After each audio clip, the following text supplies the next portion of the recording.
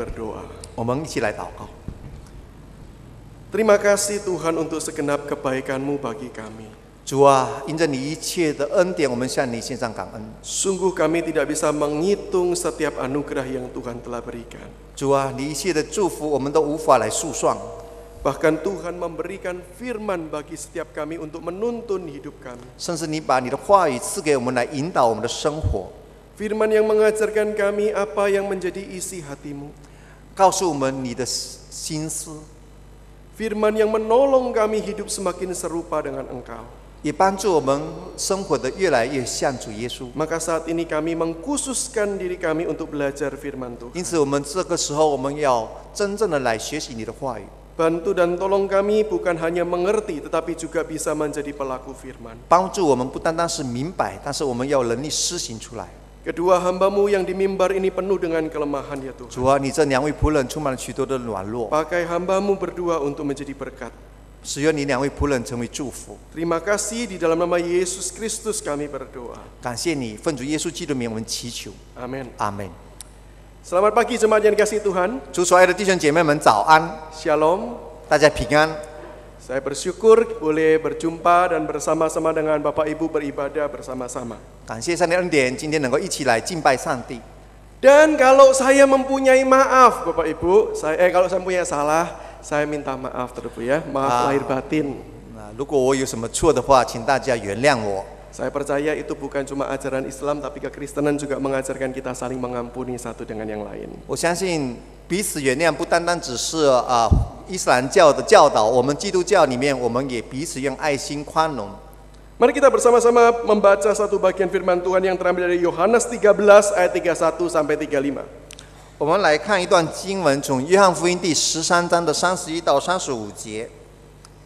Bagian ini akan dibacakan di dalam bahasa Mandarin saja. Yohanes 13 ayat 31 sampai 35. 约翰福音第13章31到35节，当用华语来念。他既出去，耶稣就说：“如今人子得了荣耀，神在人子身上也得了荣耀。神要因自己荣耀人子，并且要快快的荣耀他。小子们，我还有不多的时候与你们同在。后来你们要找我，但我所去的地方你们不能到。这话我曾对犹太人说过，如今也照样对你们说。我赐给你们一条新命令，乃是叫你们彼此相爱。我怎样爱你们，你们也要怎样相爱。你们若有彼此相爱的心，众人因此就认出你们是我的门徒了。 Biarlah firman Tuhan ini boleh menolong kita menjalani hidup kita dengan lebih baik lagi. 愿上帝的话语来祝福我们，帮助我们可以过着一个更好的生活。 Bapak Ibu, saya ingin mengajak kita di kesempatan kali ini merenungkan tentang sebuah pertanyaan. 在这样的一个机会里面，我想邀请大家思想一个问题： Apa bedanya orang sehat dan orang sakit? 一个健康的人跟生病的人有什么不一样的呢？ Saya yakin perbedaannya sangat jelas dan sangat banyak. 我相信他们的区别是很多，而且非常容易的来看得出来。 Orang sehat ya badannya berfungsi sebagaimana mestinya. 一个健康的人，他身体的器官都能够按着那个供愿来生活。 Sementara kalau orang sakit adalah ada organ-organ atau bagian dalam tubuh yang tidak berfungsi sebagaimana mestinya. 然后有疾病的人，他身体里面的肢体或者器官，可能有些就不能够按照正常的来活动。 Tapi saya ingin mengajak kita menyoroti sebuah atau dua buah perbedaan yang menurut saya jarang atau mungkin kita kurang sadari. 但是我邀请大家一起来看，有一些区别，可能我们没有真正的去注意。 Apa beda orang sehat dan orang sakit? 健康的人跟生病的人有什么不一样呢？ Yang pertama yaitu orang sehat tidak akan memikirkan terus bahwa dirinya sehat. 一个健康的人，他不会一直想他是一个健康的人。 Sebagai contoh kita sekarang sehat, tentu kita tidak akan berpikir saya sehat, saya sehat. 就像今天我们是健康的人，我们不会想说我是一个健康的人，我是一个健康的人。 Tetapi berbeda dengan orang yang sakit. 但是跟一个有疾病的人，他就不一样。 Orang sakit akan terus memikirkan kesakitannya. 一个有疾病的人，他一直在想他所生的病。 Orang sehat tidak akan memikirkan terus, sementara orang sakit akan terus memikirkan kesakitannya. 一个健康的人呢，不会去想他的健康，但是一个有疾病的人就一定想着他所生的病。Perbedaan yang kedua yaitu orang sehat itu justru akan bekerja menghasilkan sesuatu. 健康的人就会用他的健康的身体去做他想做的事情。 Orang sakit justru akan memilih waktu untuk beristirahat, tidak melakukan pekerjaan atau menundanya atau mengerjakan secara terbatas. 有疾病的人呢，他就不能够按照他所计划的去做，他可能把他的工作要推延或者做的比较小部分。 Sama seperti kalau kita sedang tidak enak badan, kita cenderung akan izin tidak masuk kerja. 比如说我们身体不舒服，我们生病，我们会向公司请假1-2天。 Kalau dua kriteria ini sekarang kita gunakan untuk meneliti bukan sekedar orang manusia, tetapi sebuah komunitas yang disebut gereja. 如果用这个2个条件，我们做一个基本来看我们教会的群体是怎么样的一个标志。 Apa beda gereja yang sehat dan gereja yang sakit? 那么我们来看一下，用这个来衡量的话，一个健康的教会跟生病的教会有什么区别呢？ Tentu gereja yang sehat adalah gereja yang pertama-tama seperti tadi tidak berfokus kepada dirinya sendiri. 当然，我们想一个健康的教会，它不是会一直想他自己以自己为中心， Gereja tidak memikirkan tentang kepentingannya sendiri. 他不想关于自己的利害关系。 Siapakah gereja? Yaitu setiap kita. 什么是教会呢？就是我们每一个人，就是信徒，就是教会。 Maka satu komunitas gereja itu bisa dikatakan sehat kalau orang-orang di dalamnya tidak mementingkan, tidak memikirkan dirinya sendiri. 我们所谓的教会，如果健康的话，就是每一个信徒他没有自私，只想自己的利益。 Bagian itulah yang kemudian kita baca juga dari apa yang dituliskan Yohanes ini. 这段我们从约翰福音，我们也可以清楚的看到。 Gereja yang sehat adalah gereja yang komunitasnya saling mengasihi. 一个健康的教会，它是信徒彼此相爱。 Gereja yang sehat adalah gereja di mana setiap orang ambil bagian untuk mengasihi sesamanya. 健康的教会，就每一个人他愿意付出爱心去关心别人。 Disitulah Yesus berkata, engkau akan disebut murid-muridku kalau engkau saling mengasihi. 这里耶稣就说：“你们若有彼此相爱的心，众人就认识你，你是我的门徒了。” Hal yang sama kita juga bisa baca dalam Yohanes 17 ayat 20 sampai 21. 我们也看在约翰福音的17章20到21节，同样的。 Tuhan Yesus berkata di dalam doanya ini, dia berkata, dia berdoa supaya gereja, orang-orang yang percaya kepada pemberitaan murid-muridnya itu menjadi satu. 就是耶稣为门徒们祷告，让门徒们可以在主里面合而为一。 Bagaimanakah kita bisa menjadi satu? 我们怎么能够成为合而为一呢？ Sementara kita penuh dengan perbedaan, kita penuh dengan karakteristik yang unik satu dengan yang lain. 那我们全体的会众，每一个人都有不同的背景、教育、文化。 Kesatuan yang dimaksudkan dalam bagian ini harus didasari dari hidup saling mengasihi. 这里说的合而为一，就是在生活里面我们彼此相爱。 Gereja yang sehat adalah gereja yang mengasihi satu dengan yang lain, tidak mementingkan dirinya sendiri. 一个健康的教会，就是我们的会友，我们彼此相爱，没有一个只为自己自私的心。 Namun itu baru satu ciri. 但是这只是其中一个特征。 Ciri yang kedua yaitu gereja itu bukan tidak memikirkan diri, tapi justru menghasilkan sesuatu yang lain. 第二个特征就是它能够结出一个好的果效。 Gereja yang sehat adalah gereja yang berbuah sesuatu. 健康的教会就是它能够结出好的果子。 Buah apakah yang dimaksudkan? 什么样的果子呢？ Tentu saja kalau kita membaca bagian firman Tuhan yang menarik dalam bagian ini, 如果我们看这段经文的话， pasal 13 ini khususnya dalam bagian ini menyatakan ketika engkau saling mengasihi, di situ engkau akan membuat nama Tuhan dikenal. 这里说到，如果你们彼此相爱的话，那么外邦人没有信主的人就能够认识我们的主的名。 Dunia akan tahu bahwa kamu murid-muridku ketika kamu saling mengasihi. 当你彼此相爱的时候，世人就知道你是主的门徒。 Ada kepentingan dari hidup saling mengasihi. 我们所谓的彼此相爱，能够结出好的果效。 Hidup saling mengasihi bukanlah goal tujuan, bukan. 彼此相爱不是我们所要达到的一个目标。Saling mengasihi ini sebagai sebuah cara yang Tuhan pakai untuk membuat dunia tahu siapakah Tuhan yang sejati. 彼此相爱乃是上帝要我们走过的一个过程呢，让世界可以知道我们的主是谁。 Demikian juga yang dituliskan dalam pasal ke-17, di mana dikatakan supaya dunia tahu siapakah aku, bahwa aku datang dari Bapa. Ketika apa? Ketika umatnya bersatu. 同样的，在17章里面也告诉我们，当我们主的门徒们彼此合而为一，那么世界就知道是天父差派耶稣来我们中间。 Jadi Bapak Ibu, masalah kasih mengasihi sesama anggota ini bukan urusan internal. 所以我们说的关于我们彼此相爱，不是内在的事情。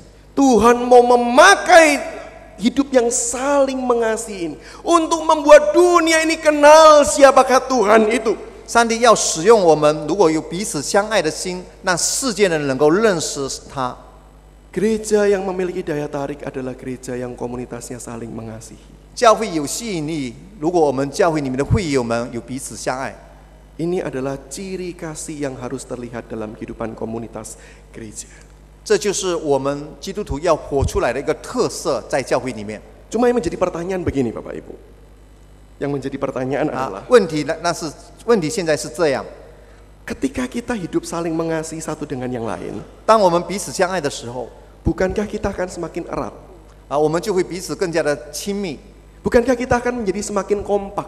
我们就能够更加的团结， Bukankah kita ini semakin akan menjadi satu? 我们更加的能够合而为一。 Pertanyaannya adalah, bagaimana ketika kita ini menjadi semakin eksklusif, dunia itu tertarik kepada kita? 问题就是，当我们更加的黏在一起的时候，那么世界怎么能够来吸引，看到我们被我们吸引呢？ Bukankah semakin eksklusif sesuatu komunitas, maka orang akan menghindari? 岂不是如果我们一个群体越来越黏在一起的话，那么好像跟外面的世界脱节呢？ Semakin sebuah kelompok itu solid satu, maka sangat susah untuk anggota-anggota yang baru bisa masuk. 如果一个群体它越来越团结的话，那么外面的人可能很难进入这个群体。 Jadi bagaimana kebenaran firman Tuhan ini bisa terjadi dalam kehidupan kita? 那么神话的真理怎么能够实行在我们生活里面呢？ Di satu sisi Tuhan berkata, kamu harus saling mengasihi, kamu harus jadi satu. 一方面我们看到上帝说你们要彼此相爱，合而为一。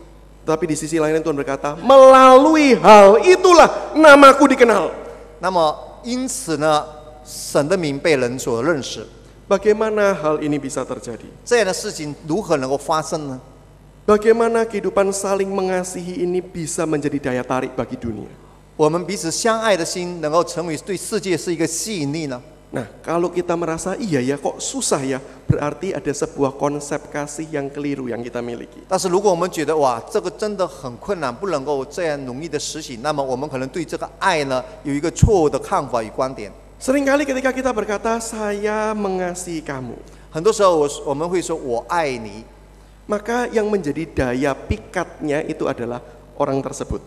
那么成为我们的吸引力的时候，是那个人成为我们所爱的人成为一个吸引力。 Ini contoh Bapak Ibu ya, kami Jika bukan lihat. pasangan gitu ya. Kalau saya berkata saya mengasihi kamu, 比如说我对他说我爱你， yang seringkali terpikir adalah berarti ada sesuatu yang menarik dalam pribadi orang tersebut yang membuat saya bisa mengasihi dia. 当我说我爱你的时候，就说对方呢，我爱的人，他有一个什么样让我吸引我，让我能会去爱他。 Nah, ketika konsep kasih seperti inilah yang kita miliki, maka kita akan susah melakukan firman Tuhan ini. 如果我们用这种的爱的概念的话，那么我们就很难施行上帝的教导。 Kalau ikatan kasih kita adalah sesama kita, maka tidak mungkin gereja akan menjadi daya tarik bagi yang lain. 如果我们爱的对象呢是对方是别人，那么这个教会的爱就不能够成为世界的吸引力。 Alkitab justru mengajarkan ikatan kasih itu bukan pada sesama, tapi justru pada Kristus. 那么圣经的教导，所谓我们的爱呢，不是在对方，在他人，乃是在我们的对象是爱我们的主耶稣基督。 Maka itu kita jumpai di dalam Alkitab, Yesus berkata, aku memberikan perintah baru bagi kamu. 所以在这里，主耶稣基督来了，他对门徒们说：“我把一个新命令给你们。” Kalau kita baca sungguh-sungguh bagian ini bagian yang janggal dan aneh. 如果我们看真正的来学习这一段，我们会觉得奇怪。 Bagaimana mungkin kasih itu didasarkan dari sebuah perintah? 怎么可能我们用命令需要别人去爱呢？用命令去爱呢？ Yang namanya cinta, ya tidak bisa diperintahkan. 所谓的去爱，当然不能够去命令去爱。 Maka kita sudah tahu bahwa tidak mungkin seseorang itu dijodohkan. 所以我们也知道，我们不能够勉强别人叫他们，比如说要结婚，要勉强的叫人结婚。 Yang betul adalah dikenalkan supaya mereka kenal. Siapa tahu cinta tumbuh di antara keduanya.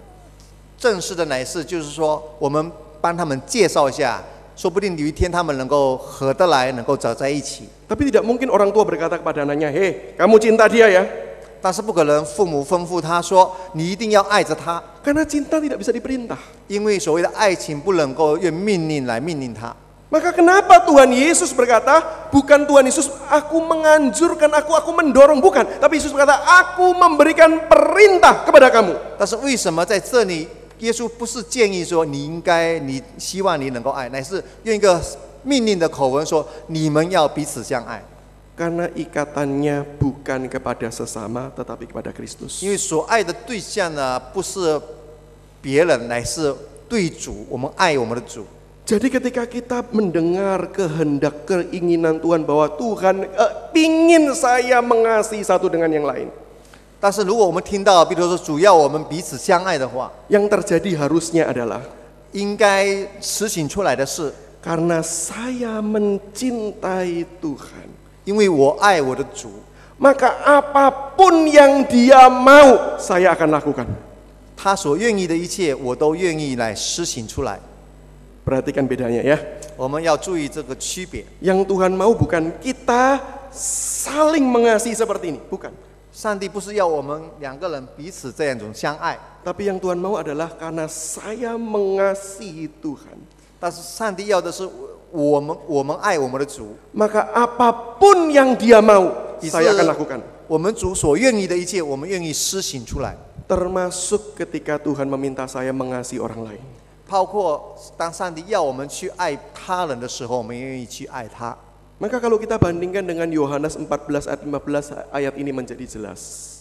如果我们做跟约翰福音第14章的15节做个比较，我们就更加容易的 Yohanes 明白。 14:15 akan mengatakan demikian, barang siapa engkau mengasihi aku, maka engkau akan menuruti setiap perintah-perintahku. 约翰福音第14章15节说到：“你们若爱我，就必遵守我的命令。” Jelas Tuhan ingin pertama-tama kita bukan saling mencintai, 这里就说到首要的不是说我们彼此相爱， tapi kita mengasihi Tuhan. 首要的是我们要爱我们的主。 Maka apapun yang Tuhan mau, 那么上帝我们的主所要的一切， kita akan lakukan. 我们愿意顺服去 Kita 实行， akan rela melakukannya.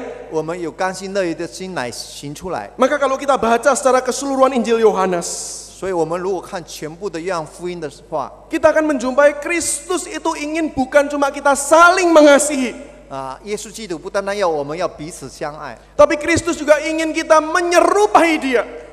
耶稣基督也愿意我们来像他一样。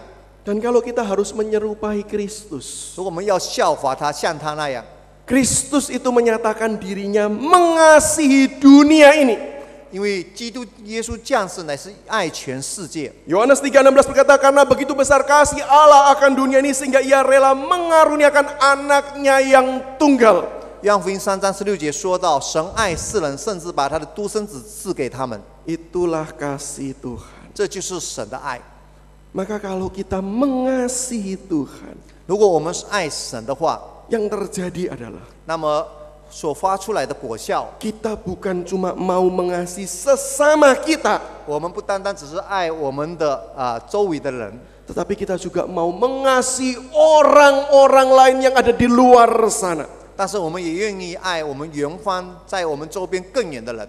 Alasannya bukan karena ada yang baik dari mereka, 我们的理由不是因为有些人更好， Alasannya bukan karena saya mendapatkan sesuatu dari mereka. 或者我们从那个人得到什么样的一个利益， Alasannya satu, 只有一个理由， karena saya cinta Tuhan 就是这个理由只有一个，就是我爱我的主， dan Tuhan cinta mereka.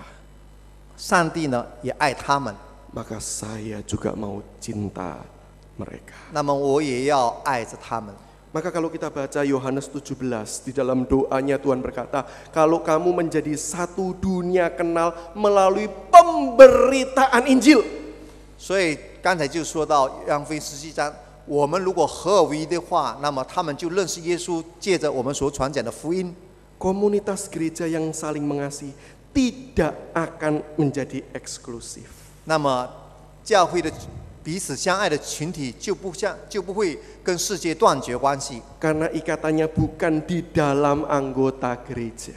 因为我们所建立的关系不单单只是教会里面弟兄姐妹们的关系而已。 Gereja yang saling mengasihi akan beranjak keluar.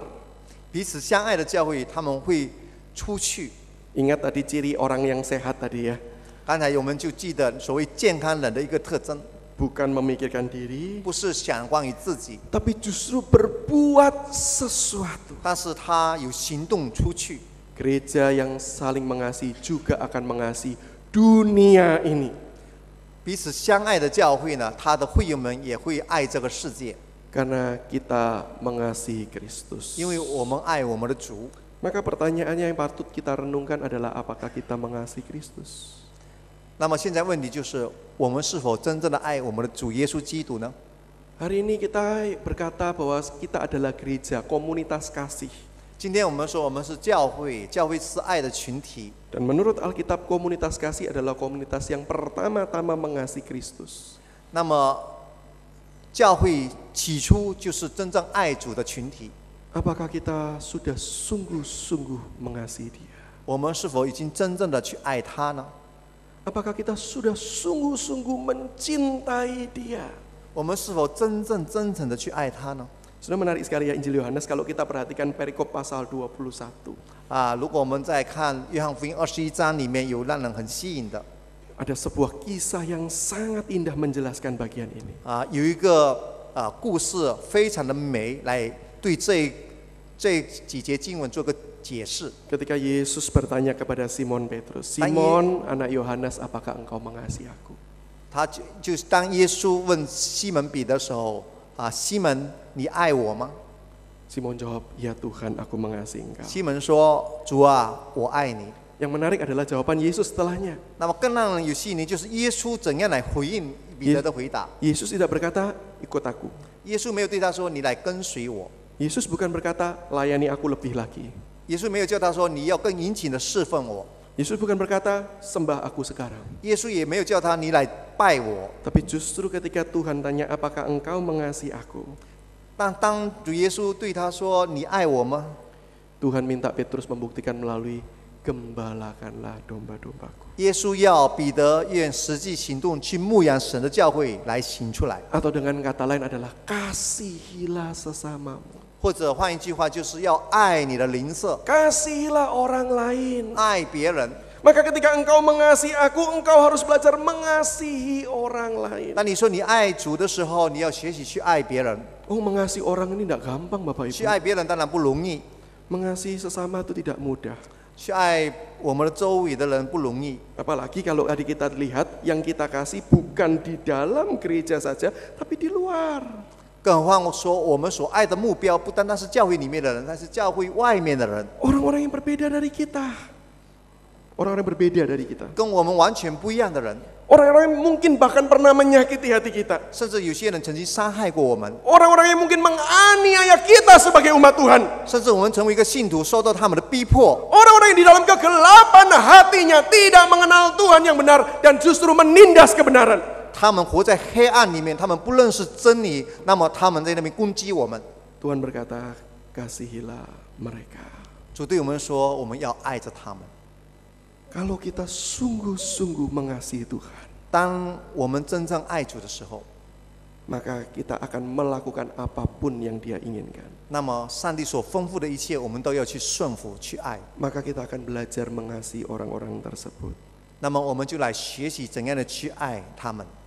Bapak Ibu, saya mengasihi istri saya. 弟兄姐妹们，我爱我的太太。 Maka kalau pakai teori ini, kalau kita mengasihi, maka kita rela melakukan apapun demi orang yang kita kasihi.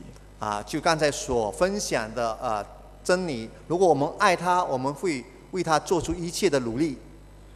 Salah satu buktinya adalah ketika istri saya hamil anak pertama.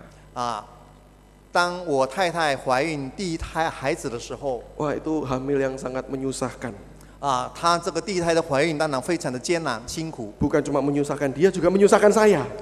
对她很辛苦，对我也很辛苦。 Karena dia nggak bisa makan apapun. 因为她那个时候不能够吃什么东西。 Dokter berkata, pokoknya harus makan.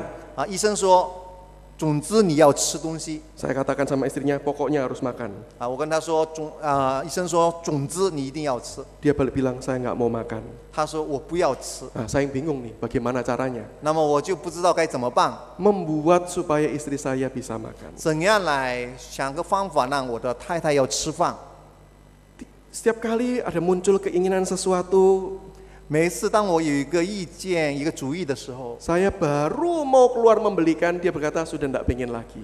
我正想出去买点什么，他就已经说了不愿买，我不想吃。 Saya tungguin lagi, kepengen apa lagi? 我等了一会，就问他你还想什么呢？ Lalu dia berkata, saya pengen bakso. 他突然间说我想吃那个肉 Oke, 圆。 saya ganti baju mau berangkat. 我说好，我要立即出门。 Dia bilang tidak usah, tidak pengen 后来 lagi. 过一会他就说不要了，算了， Oh, merepotkan sekali. 真的很难为，很 Sampai akhirnya saya putar otak, saya pikir, oke, salah satu caranya adalah saya setiap kali jam makan siang, jam makan malam, saya ajak istri saya ke tengah-tengah food court.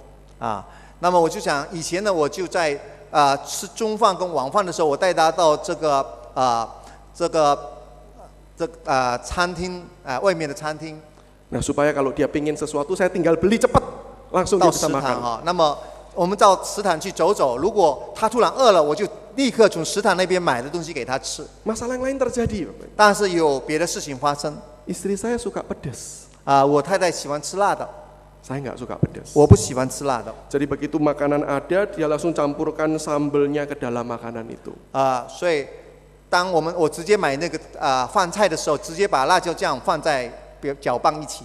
2-3 sendok dia berkata sudah nggak pengen lagi. 当他吃2-3个瓢羹的时候，他就说我不想吃。 Lah ini siapa yang makan ini? 那剩下的谁来吃呢？ Maka disitulah saya makan makanan yang sudah campur dengan pedas itu ya. 那么我就没办法，就努力自己学习来吃那些剩下辣的饭。 Minumnya saya sedia 3 gelas.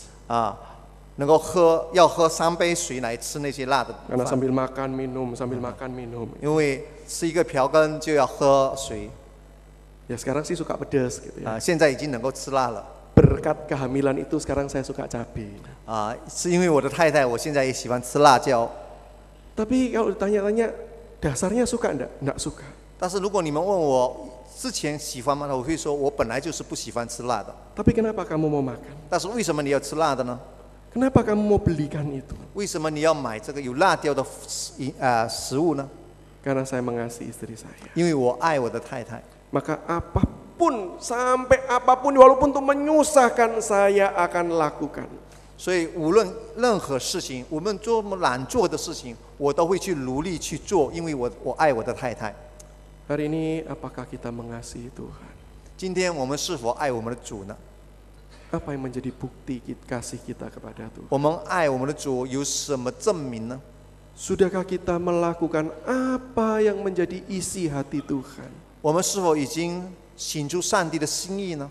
Termasuk mengasihi orang lain. 包括我们去爱别人， Ini adalah hal yang pertama. 这是第一点。 Saling mengasihi itu bisa menjadi daya tarik ketika kita bukan eksklusif ke dalam. 如果我们彼此相爱，但是我们没有跟世界脱离关系，就会很让人吸引。 Ikatan kasih kita pada Kristus bukan pada sesama. 因为我们爱的真正的目标是向耶稣基督，不是别人。 Yang kedua, 第二， wujud kasih yang Tuhan inginkan dari kehidupan saling mengasihi adalah penyerahan diri. 上帝所要的我们实行爱呢，就是要完全的交托。Ketika kita mendengar kata saling mengasihi, apa sih yang muncul dalam benak kita? 当我们听到彼此相爱，我们想的是什么呢？ Kalau kita membayangkan hidup saling mengasihi adalah senyum, salaman, tepuk-tepuk, maka itu bukan saling mengasihi. 但是如果我们想到说彼此相爱是我们脸上有笑容，彼此握手或者问候，这不是彼此相爱。 Saling mengasihi justru ditunjukkan dengan cara menyerahkan segala sesuatunya untuk orang lain tersebut. 所谓的爱呢，就是要把我们一切的完全献上、摆上来爱我们所要爱的人。 Maka perhatikan Alkitab berkata Yesus memberikan perintah baru. 所以在圣经里就说，耶稣赐我们一条新的命令。 Apakah benar-benar ini perintah baru? 是否是新的命令呢？ Apakah Alkitab atau apakah perjanjian lama atau apakah ajaran Taurat tidak pernah mengajarkan kita untuk mengasihi? 是否在旧约或者别的地方没有教导过要去爱别人吗？ Ada. 有。 10 hukum Taurat adalah mengajarkan kasih kita kepada Tuhan dan kepada sesama. 比如说旧约的10诫就教导我们怎样去爱我们的上帝，也爱我们的邻舍。 Lalu mengapa Yesus berkata, aku memberikan perintah baru kepada kamu? 那么为什么耶稣说我赐给你们一条新命令呢？ Bukankah ini perintah lama? 岂不是这以前已经有呢？ Mengapa Yesus berkata perintah baru? 为什么耶稣说是新的命令？ Kalau kita baca penekanannya adalah pada kamu mengasihi, saling mengasihi sama seperti aku mengasihi kamu. 所谓的不一样，新的就是你们要彼此相爱，就像我已经爱你一样。 Yang baru bukanlah perintahnya, tetapi kualitas kasihnya itu. 这个新的不是新的命令，乃是这种不一样的质量的爱。 Yesus rindu jemaatnya mengasihi seperti Yesus mengasihi jemaatnya. 耶稣渴望我们会有人彼此相爱，就像耶稣怎样先爱的我们。 Pertanyaannya adalah bagaimana cara Yesus mengasihi sesamanya? 那么我们来看，问题是耶稣怎么来爱他的门徒？ Bagaimana cara Yesus mengasihi jemaatnya? 耶稣怎样来爱他的信徒？ Alkitab dengan jelas memberitahu kita Yesus berkorban. 圣经清楚教导我们，耶稣牺牲自己。 Dia bukan hanya melakukan sesuatu, 他不单单只是做出一些的事情， tapi dia menyerahkan dirinya untuk orang lain. 但是他摆上自己，为了他所爱的人， Bukan cuma satu kali waktu, 不单单只是一次而已。 tapi Alkitab berkata dia adalah Allah yang Immanuel. 但是圣经教导他说他是以马内利的神。 Oh, itu ayat yang paling kita suka. Allah adalah Allah yang Immanuel. 我们最喜欢这节经文，就是我们的神是以马内利的神， Artinya Allah menyertai kita. 就是神与我们同在。 Kapanpun kita butuh, Allah beserta kita. 任何时候我们需要他，总是与我们同在。 Amin, kita aminkan ayat itu. 我们是非常阿门这节经文的。 Tapi jangan lupa, Alkitab mengajarkan kita harus serupa dengan Dia.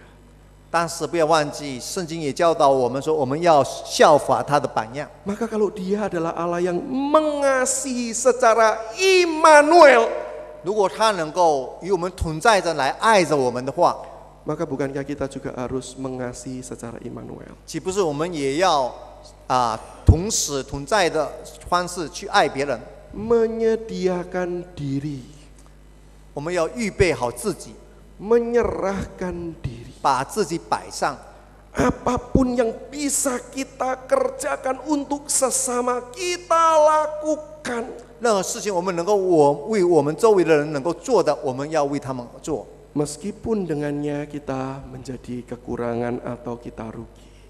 虽然可能我们要付上代价，我们会缺乏，我们会受亏。 Tuhan memanggil kita untuk menjadi komunitas yang saling menyerahkan diri.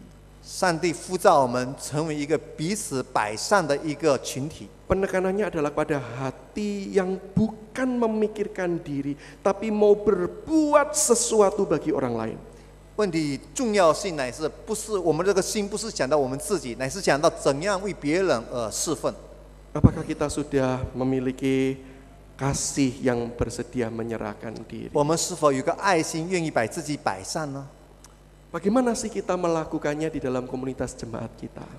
在我们的会众里面，我们应该怎样来实行这种爱呢？ Oh, banyak sekali Bapak Ibu. 是有很多种方法， Saya ingin memberikan beberapa contoh saja. 给大家几个例子。 Sesuatu yang mungkin jarang kita sadari bahwa kita bisa melakukan itu.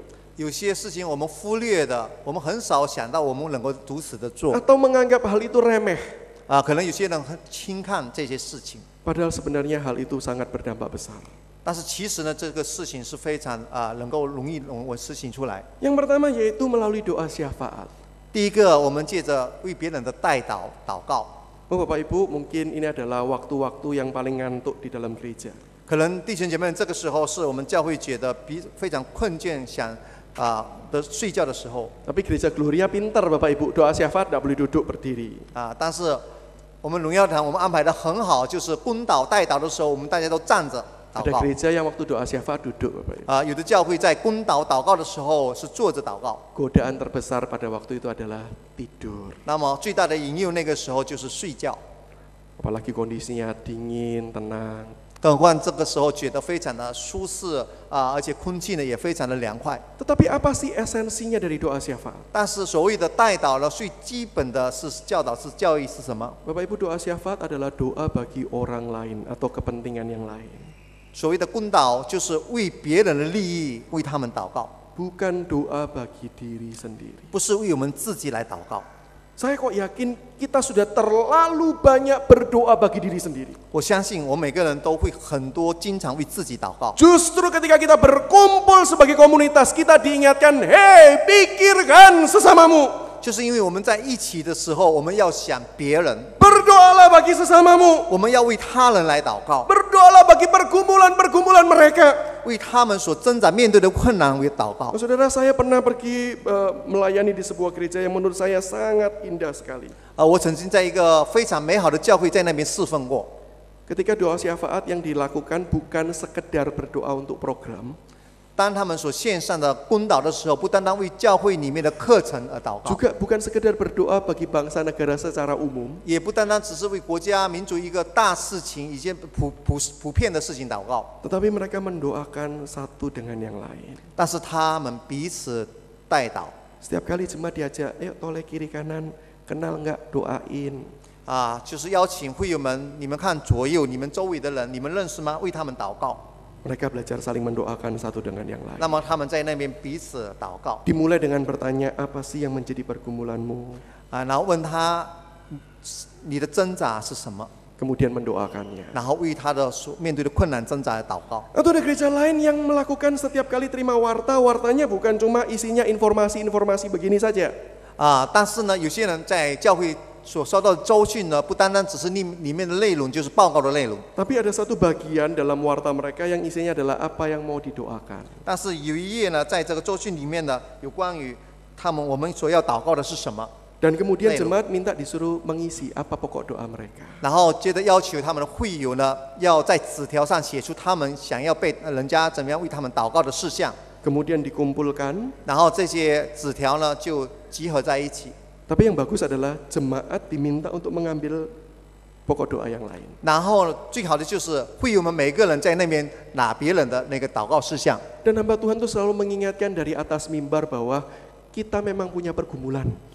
就在这里提醒我们每个人都有我们的问题与困难。 Kita berhak minta didoakan orang lain. 那么我们也渴望别人应该为我们来祷告。 Tapi jangan lupa orang lain juga punya pergumulan. 那么别人也有问题与困难。 Maka tanggung jawab kita adalah berdoa bagi mereka. 那我们的责任就是为他们献上祷告。 Jadi mendidik jemaat untuk iya ya, saya punya pergumulan, saya minta didoakan, tapi saya juga mau mendoakan orang lain dan bergumul bersama mereka. 这样子就让我们每个人觉悟到，我有问题困难，别人有别人为我祷告，那么别人的问题困难，我也有义务为他们祷告。 Dan yang paling menarik Bapak Ibu adalah satu kesaksian yang pernah saya dengar.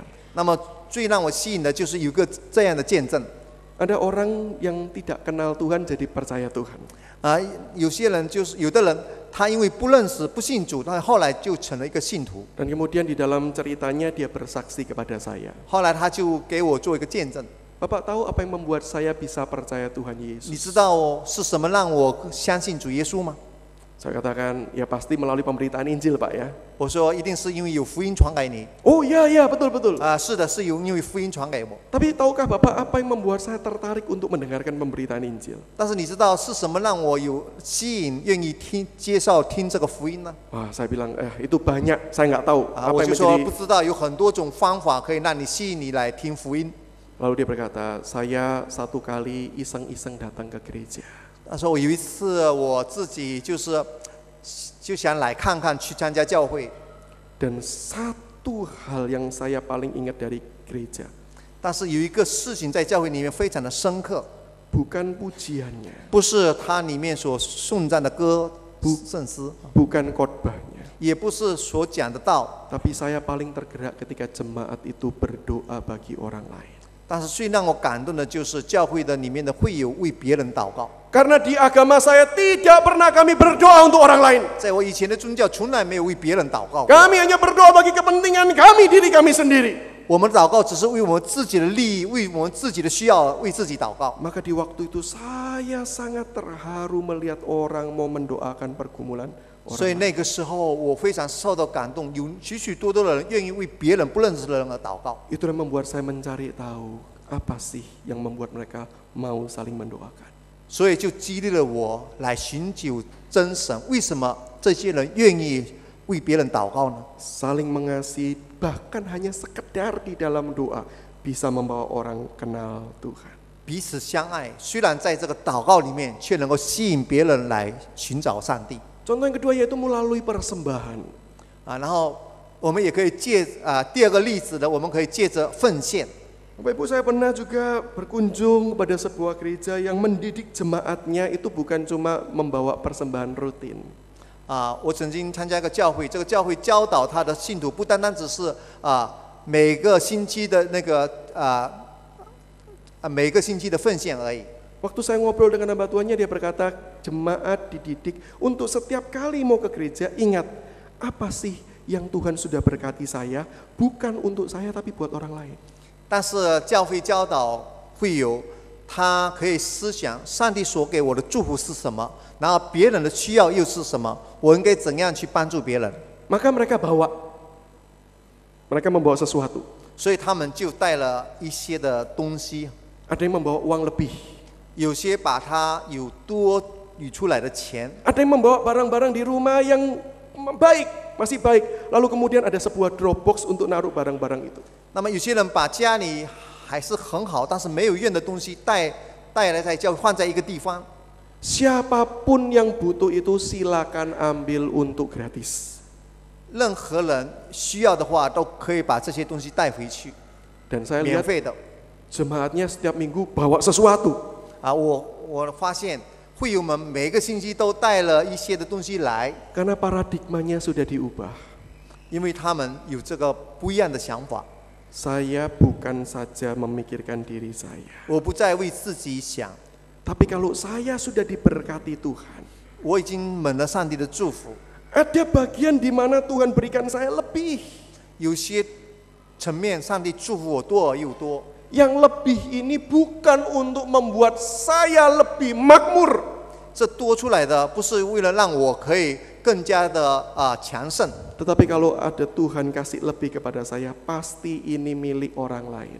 但是如果上帝有许多丰富的祝福，那么有一部分就是属于别人的， Maka saya wajib berikan bagi yang membutuhkan. 所以我属于别人的，我应该的把它拿出来。 Ada satu gereja lain nih, 有另外一个教会 yang punya kantin diberi nama kantin kejujuran. 它里面有一个食堂，就叫做一个它名字叫诚实的食堂。 Intinya begini, jadi di kantin itu dikasih label harga tulisan untuk setiap makanan yang dijual. 每一种它这个食堂里面所卖的食物呢，都有它的标价， Tetapi tidak ada yang jaga. 但是这个教会却没有人在那 Tidak ada 边 yang 看 menjaga. 守看守， Tidak ada yang melayani untuk menjual. 没有一个人在那边做服务员来卖这些食物。 Cuma ada sebuah tempat ditulisi masukkan di sini uang yang kalian mau bayar. 只有一个奉献箱，好像就是要付钱的箱子。 Jadi kalau yang mampu bayar, dia bayar. 有能力的，他就付上这个他买食物的钱。 Yang mampu bayar lebih, ya bayar lebih. 有能力多付的，他就多付那些钱。 Yang tidak mampu bayar, silakan ambil. 如果没有能力的话，请拿， Atau bayar semampunya. 或者按照自己的能力去付这个钱。 Ketika ngelihat itu saya tanya, spontan saya tanya kepada 我看了这样的情况的时候，我就问他们 Pak, nggak takut rugi ya gereja? 先生，你不怕你的教会亏本吗？ Yang menarik adalah jawabannya. 那么他的回答非常吸引人， Gereja tidak akan rugi. 教会从不亏本。 Apa sih yang dimaksudkan rugi? 亏本是什么意思？ Tujuan gereja melakukan ini adalah supaya memberi kesempatan orang bisa makan. 教会的目的借这样的一个行动呢，就像他们可以得到食物吃， Maka kita pasti untung. 所以我相信我们一定是赚的， Karena orang pasti bisa makan. 因为他们能够得到吃的食物，所以我们一定赚的。 Kalau rugi yang diukur adalah masalah uang, bisa jadi kita rugi.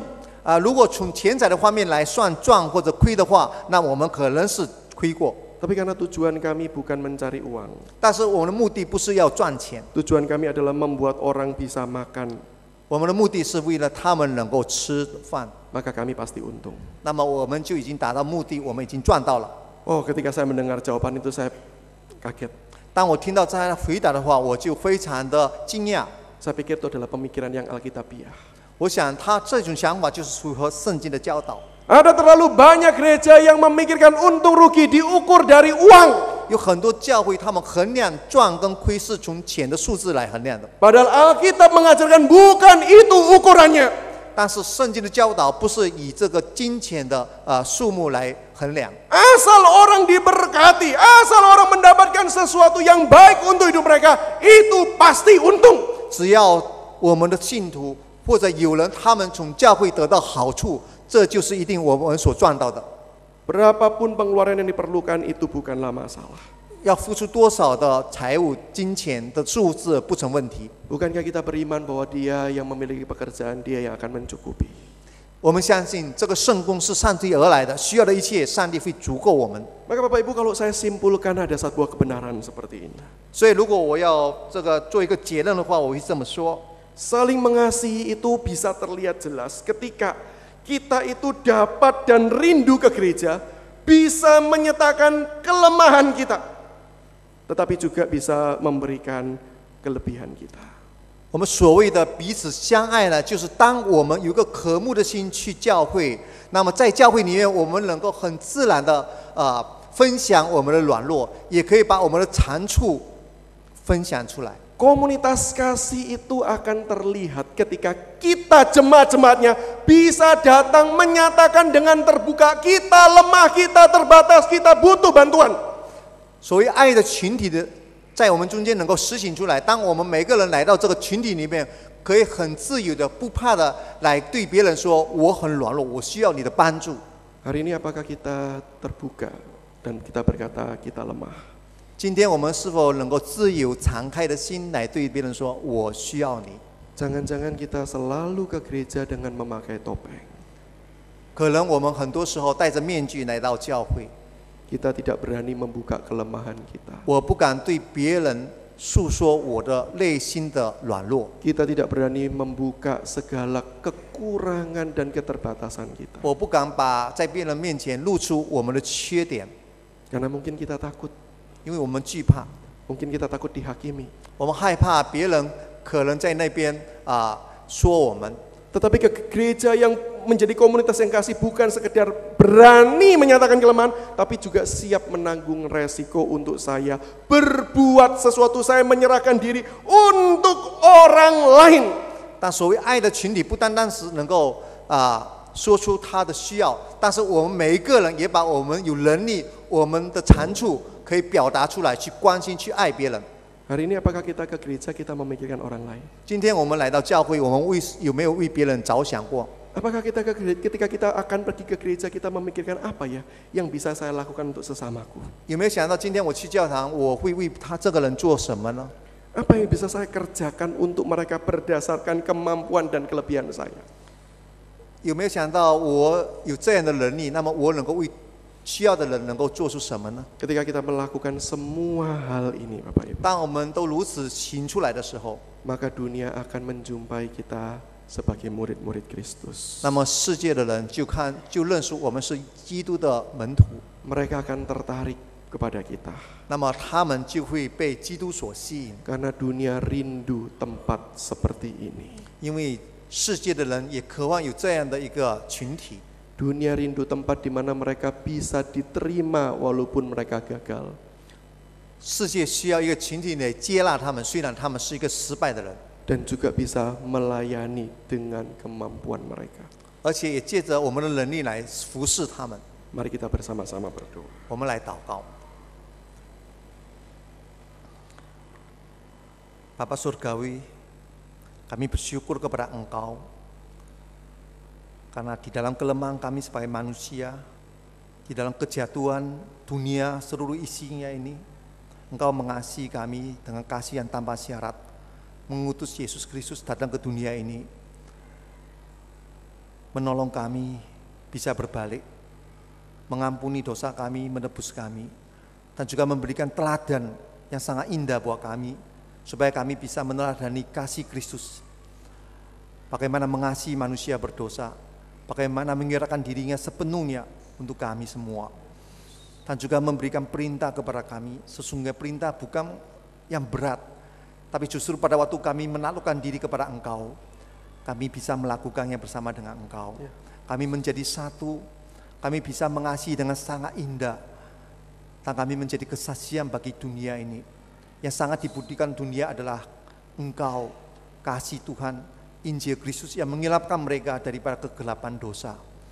Dan hari ini kami sebagai anggota gereja, sebagai orang yang percaya, kami bersyukur berbagian di dalam pekerjaan pelayanan Tuhan percayakan kepada kami. Kalau kami sudah mengalami pertolongan kasih Tuhan dalam kehidupan kami, Tuhan tolong kami gereja bersatu, kami menghidupkan kasih Tuhan di tengah-tengah kami, mengasihi Engkau, mengasihi sesama, menjadi kesaksian bagi dunia ini. Tuhan tolong kami, itu sebagai tanda kami adalah gereja yang sehat, sebagai tanda kami adalah murid Kristus, sebagai tanda kami adalah anak-anak Tuhan yang memuliakan nama Tuhan di dunia ini. Tuhan tolong kami ya Tuhan, untuk gereja jemaat di tempat ini secara khusus. Tolong kami tidak ada yang berpangku tangan. Tolong kami, setiap kami datang ke gereja kami bergumul, apa yang menjadi kebutuhan kami, yang rindu kami datang mencari Engkau. Tuhan tolong kami. Dan kami datang kepada Engkau, kami juga pikirkan apa yang menjadi anugerah berkat Tuhan buat kami, sehingga kami boleh menolong orang lain dalam kebutuhan. Tolong kiranya kami boleh menjadi sebuah komunitas kasih. Kami berani membayar harga dan menyerahkan diri kami untuk melakukan apa yang Tuhan telah berikan kepada kami. Terpujilah nama-Mu ya Bapa. Secara khusus kami sangat bersyukur ya Tuhan. Waktu-waktu ini kami bersama-sama beribadah, dan juga melalui hamba-Mu memberikan firman kebenaran kepada kami yang boleh menyadarkan kami dan menguatkan kami, supaya kami boleh terus berjalan di dalam kebenaran-Mu.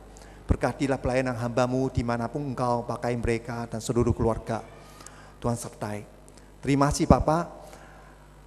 Di dalam nama Tuhan Yesus kami berdoa, kami serahkan semua ini dalam tangan kasih-Mu. Amin. Amin.